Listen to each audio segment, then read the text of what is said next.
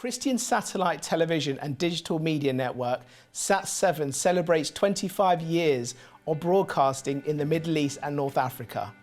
Sat7's first modest 2-hour transmission was a trailblazer, since it was the first time that Christians from the region had gone on to television to share the faith publicly across the region.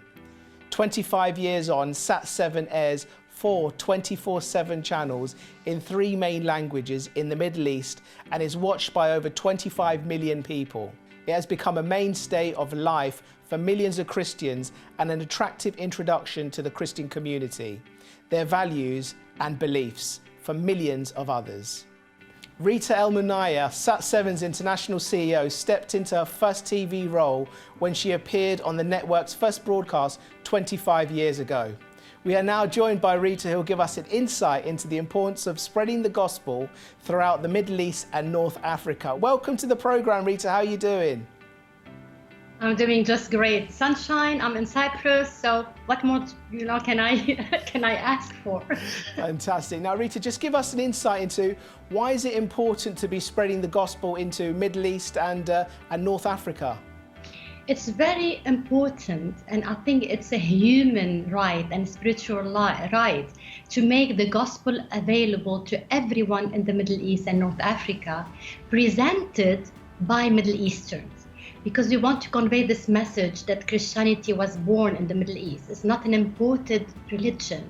Just give us an insight into some of the challenges Sat7 have experienced over the past 25 years and how they were overcome.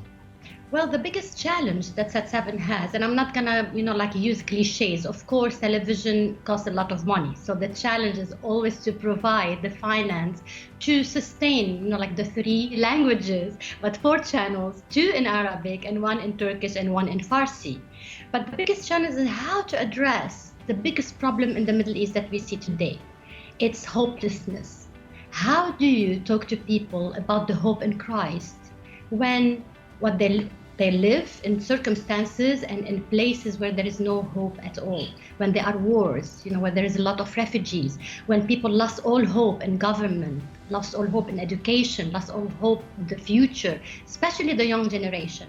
And this has been a great challenge for us, how to address these issues, to be practical, and yet to give them the hope that one day will be transformed to be faith in him, because there is no other solution but to depend on him on a daily basis. If someone's watching us today and maybe they're hearing about Jesus Christ for the very first time, how would you explain Christ and how would you explain your relationship with Jesus Christ?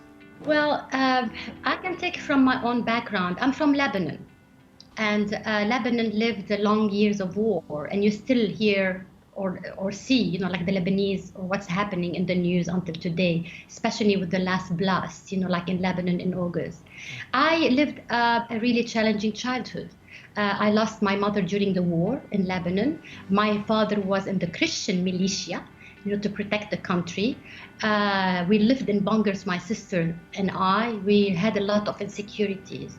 What made a difference in our lives, we were also displaced many times in Lebanon to go to secure areas where it's no bombing, no shells, and we can go to school maybe on and off.